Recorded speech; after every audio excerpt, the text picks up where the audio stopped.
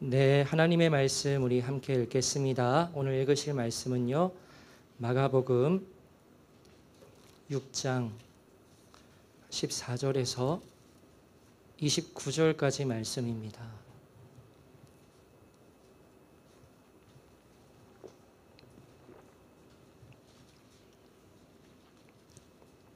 네, 마가복음 6장 14절부터 29절까지 말씀을 교독하겠습니다. 이에 예수의 이름이 드러난지라 헤롯 왕이 듣고 이르되 이는 세례 요한이 죽은 자 가운데서 살아났도다. 그러므로 이런 능력이 그 속에서 일어나느니라 하고,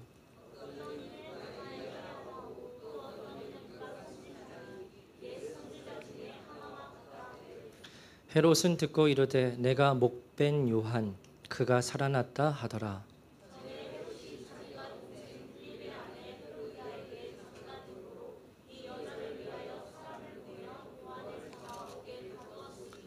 이는 요한이 헤롯에게 말하되 동생의 아내를 취한 것이 옳지 않다 하였습니다.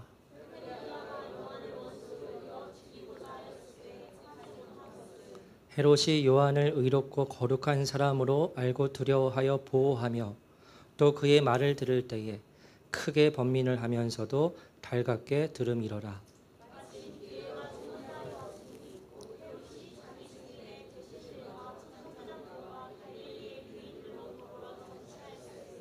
헤로디아의 딸이 친히 들어와 춤을 추어 헤롯과 그와 함께 앉은 자들을 기쁘게 한지라. 왕이 그 소녀에게 이르되 무엇이든지 내가 원하는 것을 내게 구하라. 내가 주리라 하고,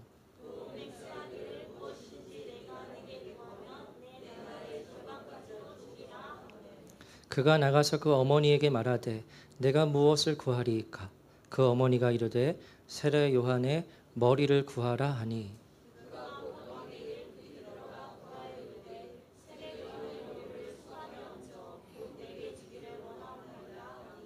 왕이 심히 근심하나 자기가 맹세한 것과 그 앉은 자들로 인하여 그를 거절할 수 없는지라.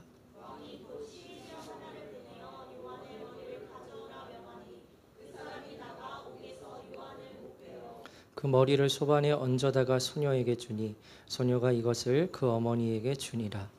요한의 제자들이 듣고 와서 시체를 가져다가 장사하니라. 아멘.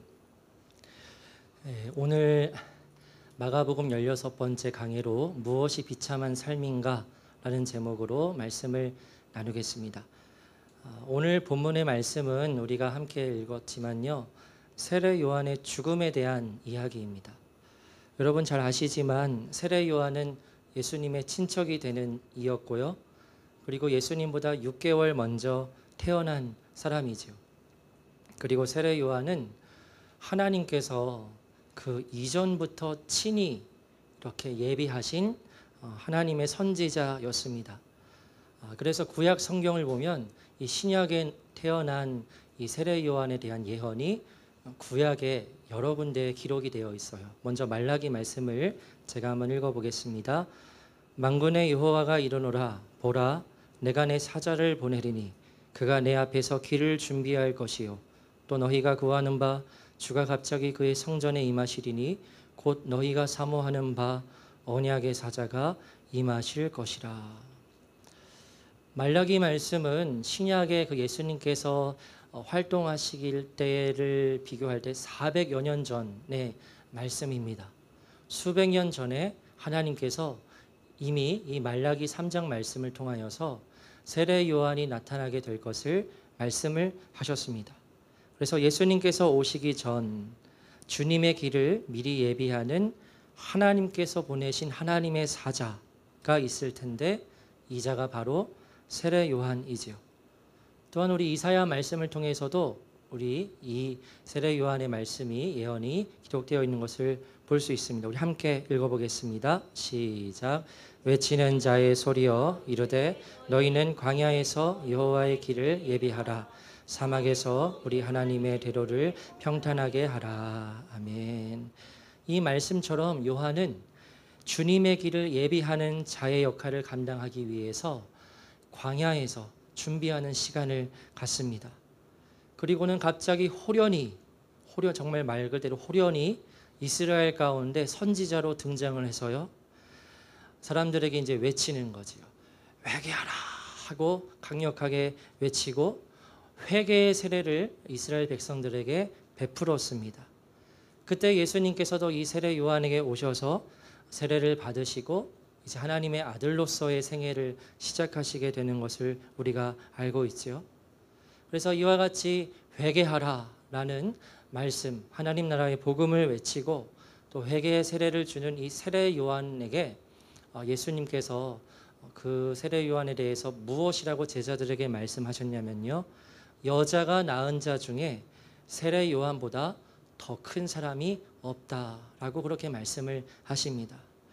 이와 같은 배경을 가진 세례 요한이 마가복음 6장에 와서 죽음을 맞이하게 되는데요, 마가복음이 16장까지 있는데 6장에서 벌써 죽음에 대한 이야기가 나온다는 것은 세례 요한이 그만큼 이른 죽음을 맞이했다는 것을 우리가 알 수 있는 가운데, 오늘 본문의 말씀은 이 세례 요한이 어떻게 죽음을 당했는지에 대해서 이야기를 전하고 있습니다. 우리 14절 한 절 말씀을 함께 읽겠습니다. 시작. 이에 예수의 이름이 드러난지라 헤롯 왕이 듣고 이르되 이는 세례 요한이 죽은 자 가운데서 살아났도다. 그러므로 이런 능력이 그 속에서 일어났느니라 하고. 아멘. 이 14절 말씀은 전의 말씀과 이어지는데요, 우리가 다루지는 않았습니다만 마가복음 6장 7절 이하의 말씀을 보면요, 예수님께서 12제자를 다 부르세요. 그리고 둘씩 묶으시고는 그 제자들에게 더러운 귀신을 제어하는 권능을 주시고는 이스라엘 온 지역으로 파송을 시키십니다. 그러자 제자들이 이스라엘 전역으로 퍼져나가서 회개하라 전파하고, 하나님 나라의 복음이지요. 그리고 많은 귀신을 제자들이 쫓아내고 기름을 발라서 많은 병든 사람을 고쳤다고 그렇게 기록되어 있어요. 그러니까요, 온 이스라엘 지역에서 막 난리가 난 겁니다. 여러분, 계속해서 말씀을 드리지만 우리가 복음서 말씀 볼 때 귀신 쫓겨나가는 것, 질병이 치유되는 것 너무나 흔히 들어서 쉽게 일어날 수 있겠지라고 생각을 하지만 아니에요. 그 당시에 귀신이 쫓겨나가는 것, 그리고 질병이 치유되는 것은 사람이 절대 할 수 없는 놀라운 기적의 일들인 겁니다. 그런데 이 12제자가 둘씩 파송을 받아서 그와 같은 놀라운 기적들을 이스라엘 전 지역에서 나타내니까 온 이스라엘 지역에서 막 들끓는 거죠. 소문이 파다하게 퍼져나가는 겁니다. 그래서 그와 같은 소문이 결국 누구의 귀까지 들어가냐면 당시 유대 지역을 다스리던 헤롯 왕의 귀에까지 들어가게 되어요. 그러니까 그 소문을 들은 헤롯이 14절에 이렇게 반응을 하는 거죠. 이는 세례 요한이 죽은 자 가운데서 살아났다는 겁니다. 그러므로 이런 능력이 이스라엘 가운데 지금 나타나고 있다고 말을 하고 있는데요, 그러면 이 헤롯의 말을 통해서 세례 요한은 지금 이미 죽었다는 것을 우리가 알 수 있지요. 그리고 16절 말씀을 보면 나오겠지만 헤롯이 자신이 직접 요한을 목을 베어 죽였다는 것을 자신의 말로 확증을 하고 있습니다.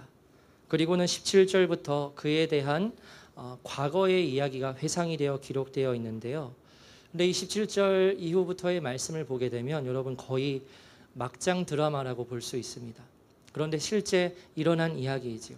우리 17절 말씀을 함께 읽겠습니다. 시작. 전에 헤롯이 자기와 동생 빌립의 아내 헤로디아에게 장가든 고로 이 여자를 위하여 사람을 보내어 요한을 잡아 옥에 가두었으니. 아멘. 헤롯은 왕이었지요. 왕비를 두고 있었습니다. 그런데 왜인지 자신의 아내 그 왕비를 버리고 자신의 친동생의 아내인 헤로디아를 자신의 아내로 맞아들입니다. 여러분, 당시의 배경으로 보면 이혼하는 것은 그 당시에 그렇게 크게 문제가 되지 않았어요. 아시는 분은 아시겠지만 그 유대 문화 지역에서 남자가 이혼 증서를 쓰고 여자에게 주어서 이혼하는 일은 굉장히 쉽게 일어나는 일이었습니다.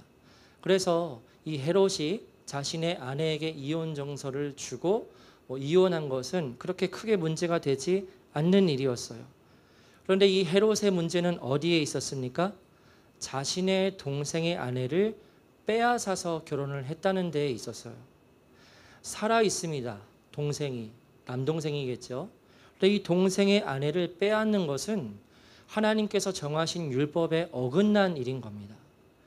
이 동생의 아내를 빼앗아 결혼할 수 있는 것은 이 동생이 죽었을 때만 가능한 일이에요. 그런데 엄연히 동생이 살아있는데 재수시죠. 그 아내를 빼앗아서 새롭게 장가를 이제 헤롯이 가게 된 거지요. 그러니까 이를 알게 된 세례 요한이 헤롯을 향하여서 아주 매서운 비판을 하는 겁니다. 18절에 이는 요한이 헤롯에게 말하되 동생의 아내를 취한 것이 옳지 않다 하고 막 그렇게 선지자로서 비판을 하는 겁니다.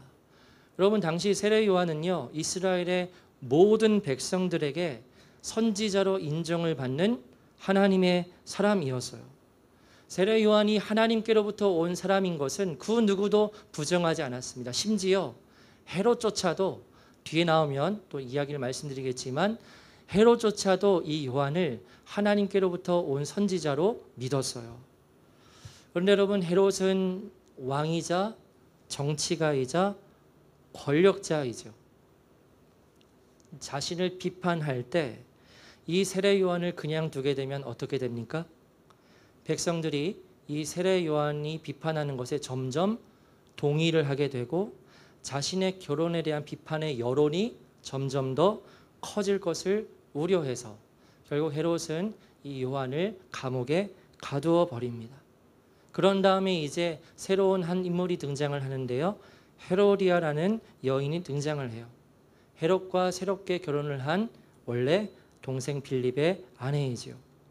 그런데 이 헤로디아가 나오겠지만 19절 말씀을 보면 요한을 원수로 여겨서 죽이고자 했다 하고 기록하고 있는데요. 점점 진행되는 일의 과정이 표현을 해보자면 진짜 막장으로 가고 있는 거죠. 그래서 이 헤로디아가 세례 요한을 원수로 여겨서 죽이려고 하는 거예요. 왜 이 헤로디아는 세례 요한을 원수로 여겨서 죽이고자 했을까요? 왜냐하면 이 요한 때문에 얼마든지 새롭게 결혼한 나도 헤롯에게 이혼을 당할 수 있을 가능성이 커지기 때문입니다. 이전의 왕비가 헤롯에게 버림을 받았어요. 이혼은 얼마든지 이루어질 수 있다고 말씀을 드렸죠. 근데 세례 요한이 헤롯의 새 결혼을 비판합니다. 잘못된 것이다. 하나님의 뜻을 어긴 것이다. 이와 같은 여론이 점점 커지게 되면 나 헤로디아는 어떻게 되는 겁니까? 얼마든지 헤롯으로부터 결국 또 이혼을 당할 수 있는 거예요. 당시의 여인이 이혼을 당하게 되면 아무리 왕비의 처지더라도 생계가 막막해지게 되고 또 이혼을 당했습니다. 그럼 다시 예전의 남편에게로 돌아갈 수가 있나요? 없어요. 율법에 그렇게 하지 못하게 되어 있거든요. 그러니까 자신은 완전히 붕 떠버리는 거예요.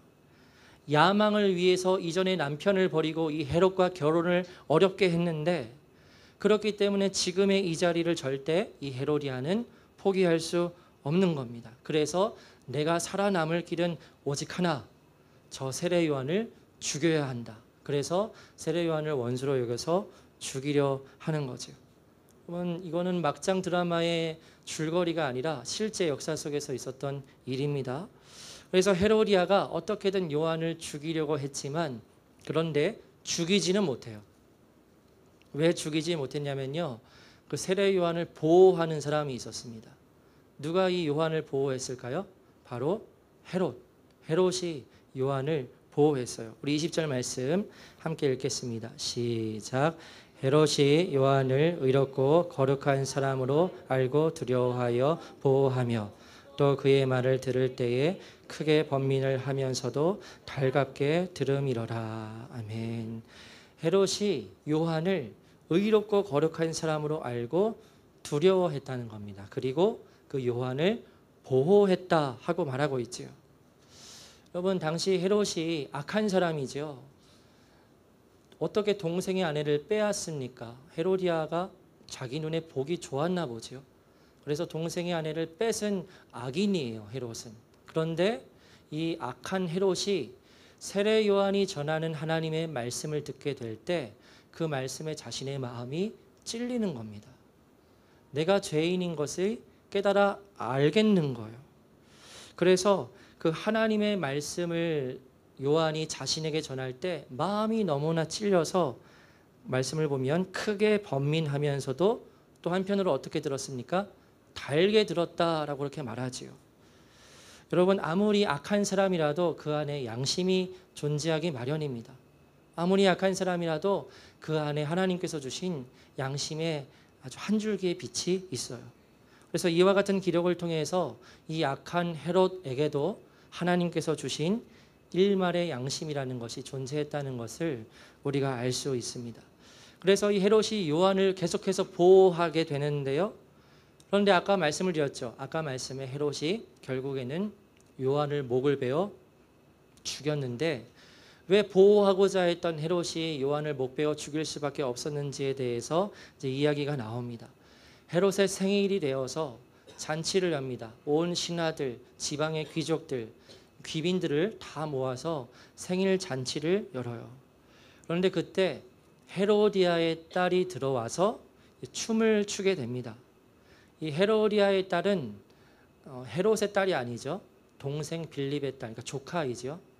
예전에는 조카였지만 지금은 어쨌든 내 딸인 겁니다. 그래서 그 헤로디아의 딸이 와서 막 이렇게 아름답게 춤을 추어서 헤롯이 너무 기쁘게 반응을 했어요.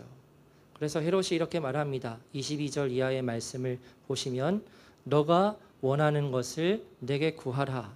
내가 주리라. 무엇이든지 너가 내게 구하면 내 나라의 절반까지라도 줄 것이다 라고 그렇게 말합니다. 여러분, 우리가 이 말씀을 볼 때 헤롯이 진짜 기뻤나 보다. 그래서 헤로디아의 춤을 보고 너무 기뻐서 나라의 절반까지라도 줄 것처럼 과장법을 사용했나 보다 라고 그렇게 우리가 생각할 수 있는데요. 그런데 일부 성경학자들의 이야기는요, 이게 과장법이 아니라는 거예요. 헤롯이 이 헤로디아의 딸을 보고 춤추는 것을 보고 그 딸에게 흑심이 생겼다는 거예요. 그래서 내가 너에게 나라의 절반까지라도 주겠다라고 말했다는 거죠. 여러분, 나라의 절반까지라도 준다는 것은 무슨 의미일까요? 절반이에요. 내가 너를 나의 왕비로 삼겠다. 그런 의미가 있을 수 있다는 거예요. 말이 안 되는 거죠. 완전 여인이라면 완전 눈이 돌아가는 그러한 악인이 헤롯인 겁니다. 그것이 맞다면요. 그래서 어쨌든 헤롯은 헤로디아의 딸에게 너가 원하는 것은 무엇이든지 나라의 절반까지라도 주겠다라고 말해요. 그런데 이 말을 전해 들은 한 사람이 속으로 쾌재를 부르는 겁니다. 누구였을까요? 헤로디아예요. 헤로디아. 여러분, 자세히 생각을 해보면 이 헤로디아의 딸이 헤롯의 생일에서 춤을 추게 된 배경이 누구로 인한 것이었을까요? 이 뒤에서 모든 것을 다 조종하고 있는 그 한 사람이 누구였을까요? 헤로디아죠. 무엇 때문에 그랬을까요? 세례 요한을 죽일 수 있는 절호의 기회인 겁니다. 그래서 헤로디아는 자신의 딸을 이용해서 헤롯이 그렇게 해볼래 하고 반응할 수 있다는 것을 예측하고 꾀를 내어서 자신의 딸을 생일잔치에 내보내서 춤을 추게 한 거죠. 굉장히 무서운 여인이죠. 그래서 헤로디아는 자신이 이혼을 당해 버림을 받지 않을 수 있는 유일한 길, 세례 요한을 죽이는 일을 이 명분을 통해 행하고자 했던 것이었는데 그 명분을 이제 취하게 되죠. 그래서 24절 말씀을 보면 자신의 딸에게 헤롯에게 세례 요한의 머리를 달라고 요청을 해라. 그렇게 자신의 딸에게 시킵니다. 그러자 헤로디아의 딸이 쫄래쫄래 헤롯에게 가서 세례 요한의 머리를 주세요 하고 말한 거예요. 그런데 그 말을 듣자마자 헤롯이 사색이 되어 버리는 거죠. 우리 26절 말씀을 읽어보겠습니다. 시작.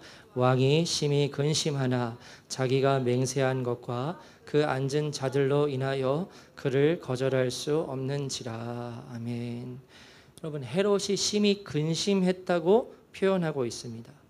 저기서 심히 근심하다는 표현은요, 굉장히 마음 가운데서 크게 막 괴롭고 번뇌하고 미칠 듯이 괴로웠다는 것을 의미하는 단어예요. 그래서 저 단어가 복음서에 어디에 쓰였냐면요, 예수님께서 부자 청년을 만나십니다. 부자 청년이 영생의 비밀을 얻기 위해서 왔어요.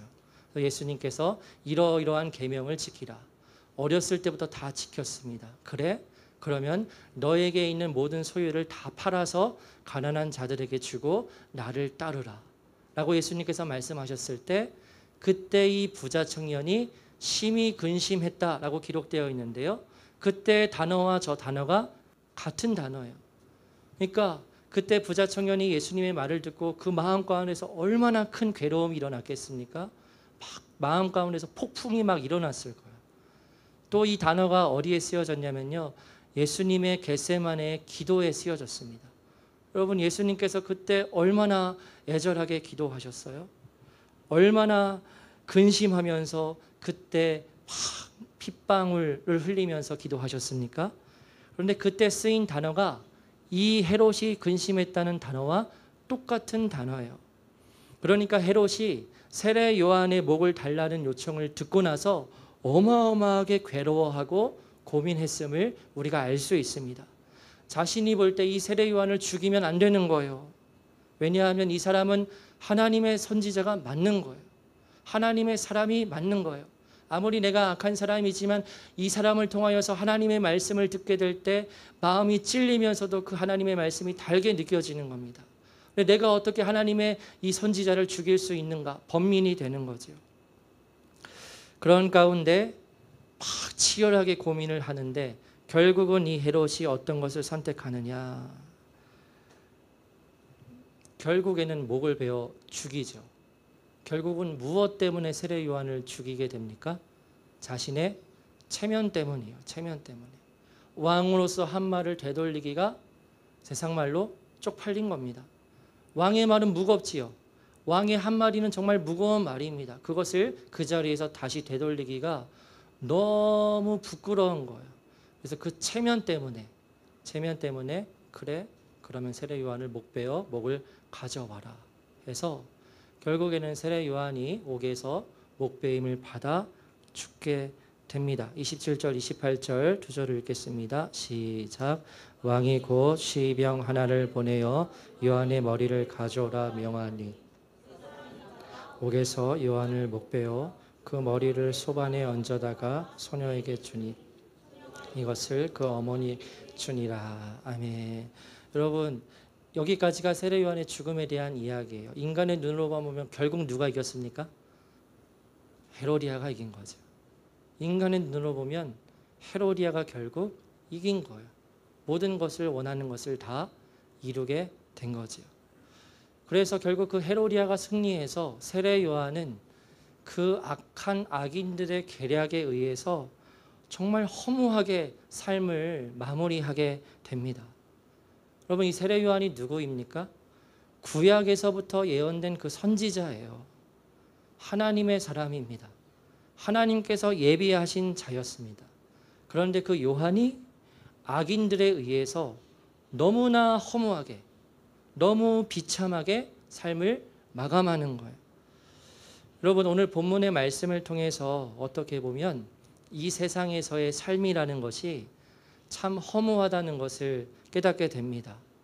죄가 없는 하나님의 사람 한 의인이 악인들에 의해서 너무나 비참하게 삶을 마감하는 것을 보면서 이 세상에서의 살아가는 삶이라는 것이 또 이 세상 안에서의 인생이라는 것이 너무나 더덥고 허무하다는 것을 깨닫게 되는 것 같아요. 세상은 정말 악한 것 같습니다. 제가 지난주에 설교를 통해서 말씀드리기를 여러분, 지금 이 세상을 다스리고 있는 공중의 권세 잡은 자, 세상의 임금 누구라고 말씀을 드렸죠? 마귀라고 말씀을 드렸죠. 마귀가 지금 이 세상을 다 통치하고 있습니다. 물론 위에서 하나님께서 모든 것을 주관하시지만 지금 우리가 살고 있는 이 세상은 진실이 1%도 없는 100% 거짓을 가지고 있는 그 마귀가 이 세상의 임금으로서 절대적인 힘과 권세와 권력을 가지고 이 세상을 주관하고 있다는 거예요. 다른 이야기지만요, 이번 주에 파리올림픽 개막식 하신 것 아실 겁니다. 뉴스를 통해서. 개막식에서 여러 퍼포먼스를 행하는데요. 여러분, 근데 그 퍼포먼스 보셨어요? 언론을 통해서? 보신 분도 있으시고 못 보신 분도 있으실 텐데 그 퍼포먼스의 대부분의 내용이 성경의 내용과 정반대가 되는 내용들을 아예 대놓고 뿌려버립니다. 그래서 한 사진 가져왔는데 저 밑에가 이제 이번 개막식에서 했던 퍼포먼스예요. 근데 이 퍼포먼스가 무엇을 패러디한 것인가? 예수님의 그 최후의 만찬을 패러디한 건데요.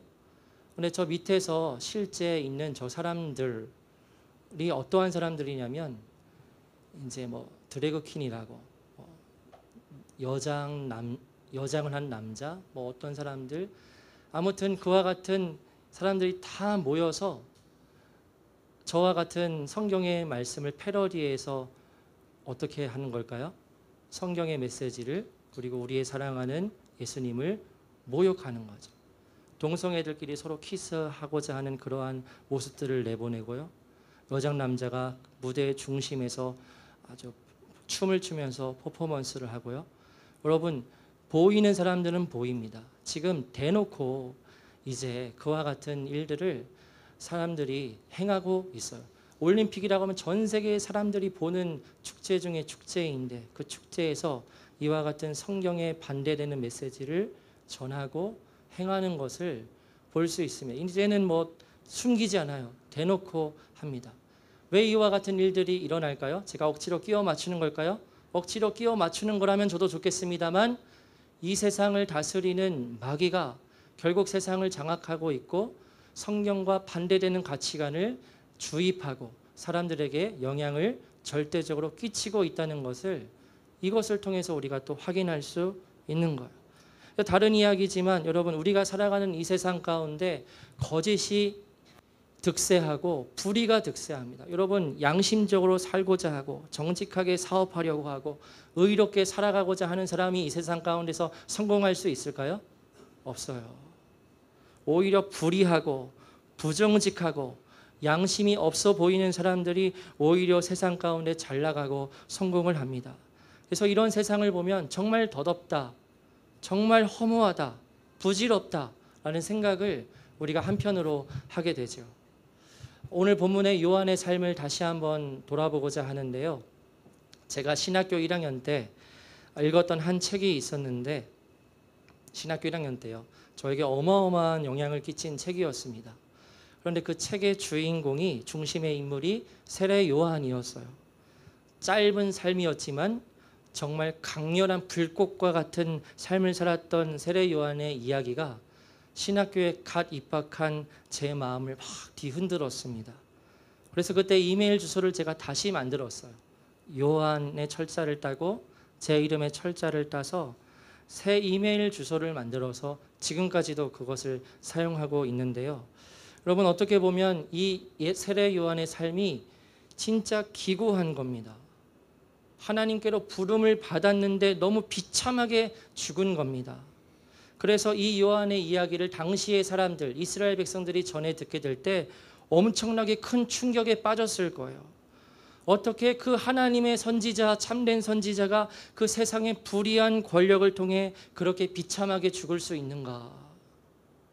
그 세례 요한이 죽게 될 때 어떻게 하나님께서는 자신의 그 선지자를 보호해 주지 않으시고 구해 주지 않으셨나 하는 생각을 그때 당시의 백성들이 하지 않았겠습니까? 아마 많은 안타까움과 이해되지 않은 혼란함이 가득했을 거예요. 여러분은 어떻게 생각을 하세요? 세례 요한의 죽음에 대해서 아마 성경의 이야기니까 세례 요한이 죽을 때가 되니까 죽었겠지 하고 단순하게 생각을 할 수 있지만요. 여러분 그 요한의 이야기가 오늘날 나의 이야기라면요, 내 주위에 있는 성도의 이야기라면요, 그때는 달라지는 거죠. 여러분이 이제까지 신앙생활을 하시면서 이와 같은 이야기를 한 번쯤은 들어보셨을 겁니다. 하나님께로부터 받은 사명을 가진 사람은 그 사명을 다하기까지 결코 죽지 않는다. 여러분 이와 같은 말씀 한번 들어보신 적 있으시죠? 우리의 모든 삶을 하나님께서 주관하시기 때문에 하나님께서 우리 각자에게 맡기신 사명을 우리가 다하기까지 결코 우리가 죽지 않게 하신다는 겁니다. 이와 같은 말에 대해서 뜨거운 마음으로 아멘 하고 반응하는 그러한 분들도 있으시겠지만, 그러나 여러분 사랑하는 사람들을 먼저 떠나보낸 사람들에게 이러한 말은 어떻게 보면 상처가 될 수도 있는 거예요. 그러면 내 사랑하는 그 집사님 먼저 가신 거는 어떻게 이해해야 하지? 내가 그렇게 존경했던, 그리고 나에게 사랑을 베풀어 주셨던 그 권사님, 장로님, 목사님이 먼저 세상을 그렇게 비참하게 가신 거는 어떻게 이해해야 하지? 이와 같은 말이 이해되지 않는 혼란함을 안겨다 줄 수도 있다는 거예요.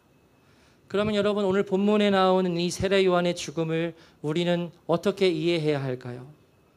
불의한 악인들로부터 죽임을 당한 허무한 죽음으로 이해를 해야 할까요? 아니면 비록 짧은 삶이었지만 하나님께로부터 받은 사명을 다 완수했기 때문에 죽게 되었다고 그렇게 이해를 해야 할까요? 어떻게 이해를 해야 할까요? 이러한 질문들에 대한 답이 무엇이든 그것보다는 오늘 이 시간을 통해서 말씀드리고자 하는 것은요, 세례 요한이 어떠한 마음을 가지고 살았는지, 그것이 중요하다고 우리가 생각을 해야 합니다. 여러분, 요한이 비록 짧은 삶을 살았습니다. 마치 불꽃과 같은 삶을 살았습니다. 근데 그와 같은 삶을 살 수 있었던 그 하나의 이유가 되는 가치는 무엇이었을까요? 요한이 일평생 마음에 품고 이루고자 했던 그 하나의 비전이 무엇이었을까요? 뭐라고 생각하세요? 마가복음의 핵심 주제가 뭡니까? 바로 하나님의 나라입니다. 요한에게 있어서 삶의 이유가 되는 그 한 가지의 것은 하나님의 나라가 이 땅 가운데 임하는 거였어요.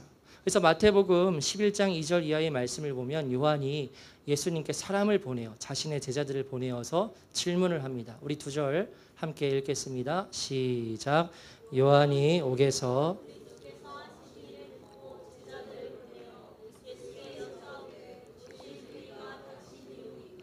우리가 다른 일을 기다리오리까. 아멘.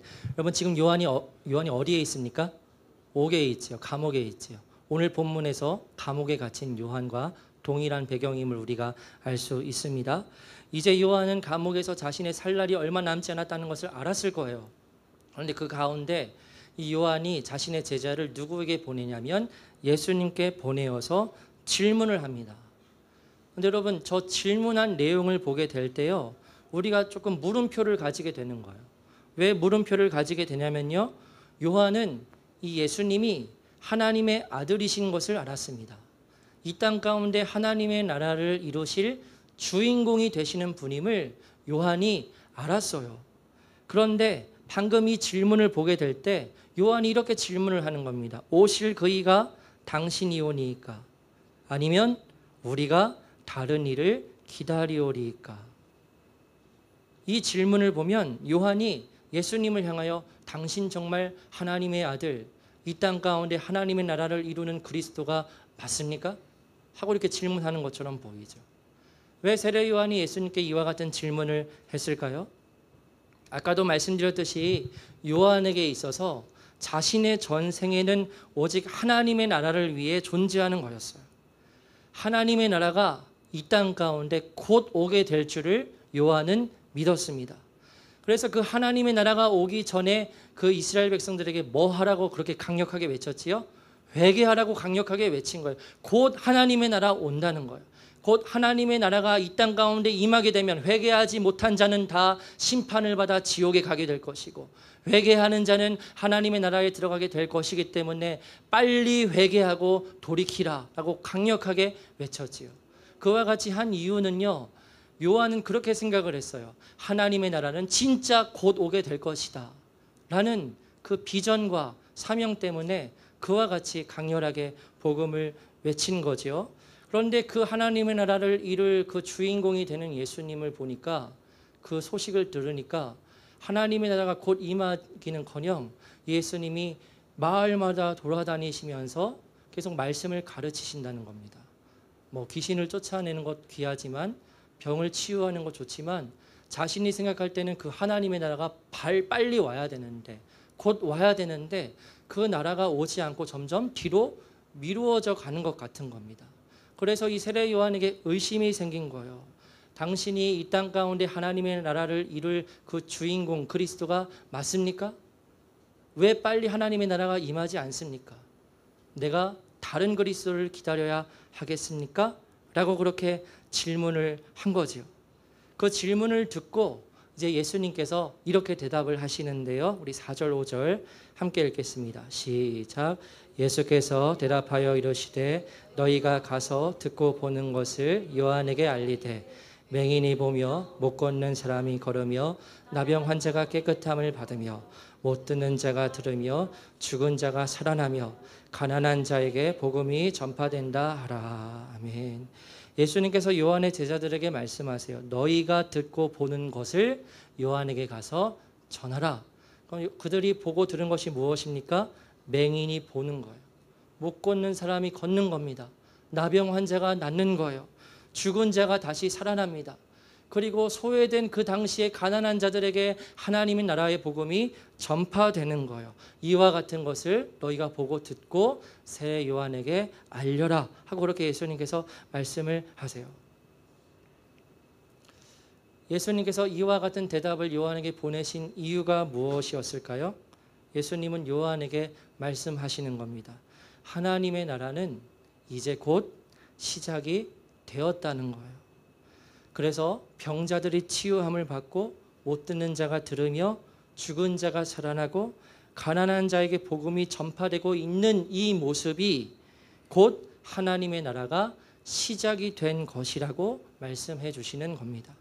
이와 같은 예수님의 말씀을 감옥에서 전해 들은 세례 요한은 어떻게 생각을 했을까요? 자기는 하나님의 나라가 완전히 곧 금방 임할 줄 알았어요. 그래서 지옥의 심판에 떨어지고 하나님의 나라에 들어가고 하는 그 일들이 곧 이루어질 줄 알았습니다. 그러나 그것이 아니라는 것을 예수님의 말씀을 통해 깨닫게 되는 거지요. 그리고 하나님 나라에 대한 새로운 소망을 이 요한이 품게 되는 겁니다. 그렇구나.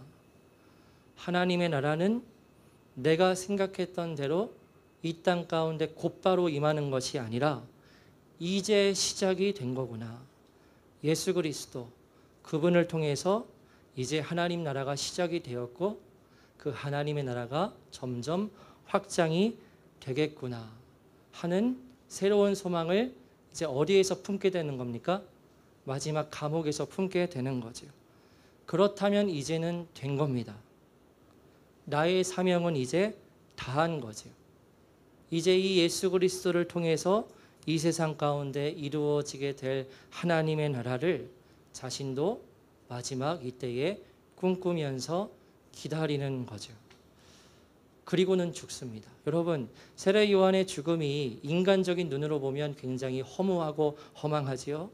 비참하기까지 합니다.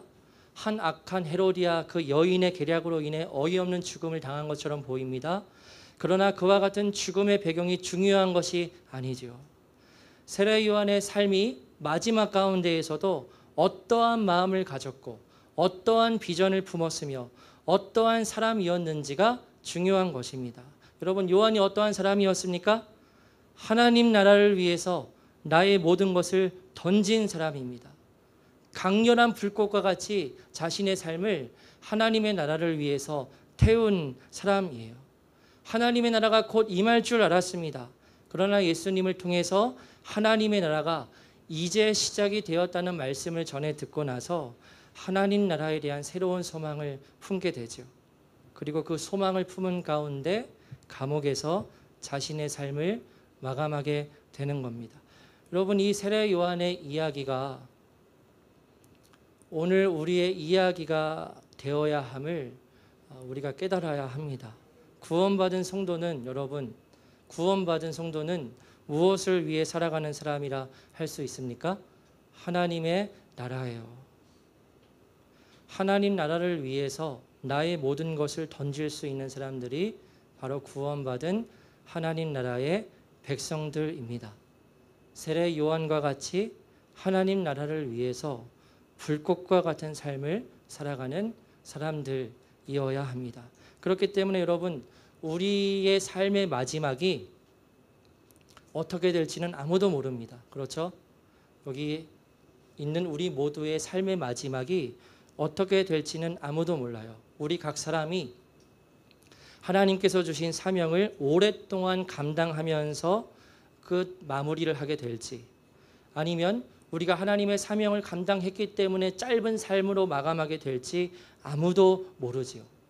근데 우리가 어떠한 죽음을 당하게 되든 우리에게 중요한 것은 우리는 어디에 있든지 하나님의 나라를 위해 살아가는 하나님 나라의 백성이 되어야 한다는 것입니다. 그래서 하나님께서는 우리 모두에게 하나님의 나라를 이 땅 가운데 이루어가는 사명을 주셨습니다. 학교에서, 직장에서, 가정에서, 교회에서, 우리가 속한 그 모든 영역에서 하나님의 나라를 이루어가라는 사명을 하나님께서는 구원받은 하나님 나라 백성들에게 주셨습니다. 그래서 우리가 예수님과 같이, 그리고 세례 요한과 같이 하나님의 나라를 이루고자 하는 열망이 불꽃과 같이 일어나야 하는 거죠. 여러분에게는 이와 같은 열망이 있으십니까? 내 삶이 짧게 마친다 하더라도 오직 하나님의 나라, 그 나라를 위해서 내 온 삶을 하나님께 드리리라 고백할 수 있으십니까? 오늘 설교의 제목이 무엇이 비참한 삶인가예요. 여러분, 무엇이 비참한 삶일까요? 세례 요한의 죽음을 보면서 세례 요한의 삶이 참 비참했구나라고 우리가 말할 수 있습니까? 아니죠. 세상 사람들이 보기에 세례 요한의 죽음은 허망해 보이고 비참하게 보이고 정말 개죽음같이 같아 보이지만 전혀 아니죠. 오히려 비참한 삶은 이러한 삶입니다. 이 세상에서의 평안함을 구하는 삶이에요. 이 보이는 모든 세상이 전부라고 생각하는 삶입니다. 오늘 본문에 나오는 헤롯과 헤로디아와 같이 어떻게든 이 세상 안에서 잘 살아보고자 하는 삶이 비참한 삶이에요. 그 끝은 멸망이기 때문에 그렇습니다. 세상 사람들이 보기에 하나님 나라를 위해 살아가는 우리의 삶이 허무해 보이고 바보같이 보이겠지만, 그러나 우리에게 있는 소망이 진짜 복된 것임을 우리는 믿음으로 고백할 수 있어야 합니다. 그래서 바라기는 여러분, 오늘 본문에 나오는 세례 요한과 같이 여러분, 하나님 나라의 백성으로서 이 거짓된 세상을 살아간다는 것이 쉽지가 않을 겁니다. 고난이 없을 수가 없고요, 어려움이 없을 수가 없습니다. 거친 길을 걸어가야 합니다. 힘든 길을 걸어가야 합니다. 내 마음이 슬퍼서 울고 눈물을 뿌리는 그 길을 걸어가야 합니다. 세상 사람들이 보기에는 바보 같은 삶이에요. 비참한 삶입니다. 그런데 어떤 것이 비참한 삶인가? 하나님을 모르고 살아가는 삶이 비참한 삶이에요. 하나님 나라를 위해 살아가지 못하는 삶이 비참한 삶이 됩니다. 그래서 여기 있는 우리 모두는 세례 요한과 같이 마치 강렬한 불꽃처럼 우리의 남은 이 생애를 하나님을 위해 태우며 살아가는, 그래서 오직 하나님 나라를 위해서 나 자신을 산 제물로 올려드리는 우리 모두가 되기를 주님의 이름으로 축원합니다. 그래서 오늘 이 세례 요한의 이야기는 그냥 성경에 나오는 그 사람의 이야기가 아니라 바로 오늘날 우리의 이야기가 되어야 합니다. 함께 우리 찬양하고 기도하는 시간 갖겠습니다.